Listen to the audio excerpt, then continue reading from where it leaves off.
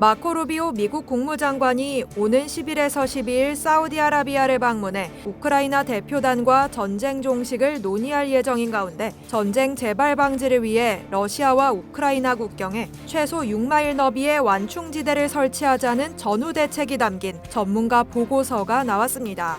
미국 뉴욕타임스는 9일 스위스 싱크탱크 제네바 안보정책센터가 우크라이나와 러시아 간의 휴전선과 비무장지대 등을 설치하고 휴전하는 방안 등을 담은 전후 대책 보고서를 발간했다고 보도했습니다. 제네바 안보정책센터는 해당 보고서가 우크라이나의 지속가능한 휴전을 달성하기 위한 취지라고 밝혔는데요. 보고서는 러시아군과 우크라이나군을 분리하기 위해 약 1,100km의 전선을 따라 최소 6마일 폭의 완충지대를 조성하고 이를 감시하기 위해 5,000명의 민간인과 경찰을 배치할 것을 제안했습니다. 또 이러한 감시 인력을 보호하기 위해 약 10,000명의 외국군 배치가 필요할 것이라고 주장했는데요. 이들은 휴전 준수 여부와 중화기 철수 상황을 보고하는 역할도 맡게 되며 UN 또는 여타 국제기구의 위임을 받아 진행돼야 한다고 설명했습니다. 이와 관련해 뉴욕타임즈는 이처럼 자세한 휴전 방안이 연구 및 검토되고 있다는 건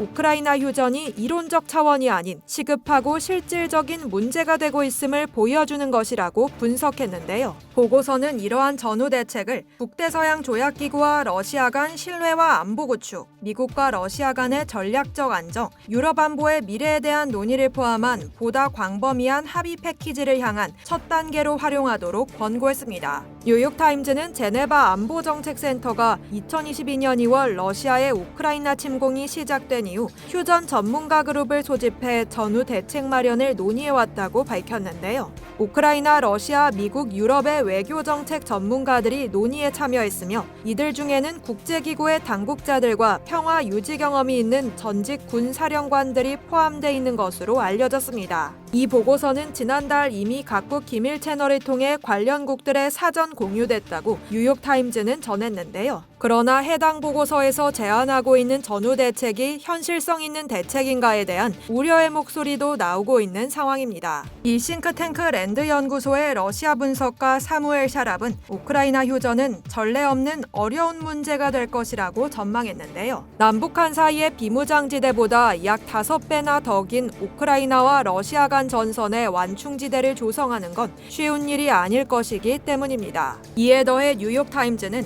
블라디미르 푸틴 러시아 대통령이 조건을 지키면서 휴전에 동의할 의향이 있는지 알 수 없다는 점이 휴전의 가장 큰 난관일 수 있다고 지적했는데요. 베를린 소재 국제안보연구소의 러시아 전문가 야니스 클루게는 임박한 휴전에 대한 환상에 마음을 빼앗기는 건 위험하다라며 러시아가 우크라이나가 통제하는 영토에서조차 독립과 주권을 유지하는 것에 동의할 것이라고 생각하지 않는다라고 말했습니다. 이상 월드 디펜스였습니다.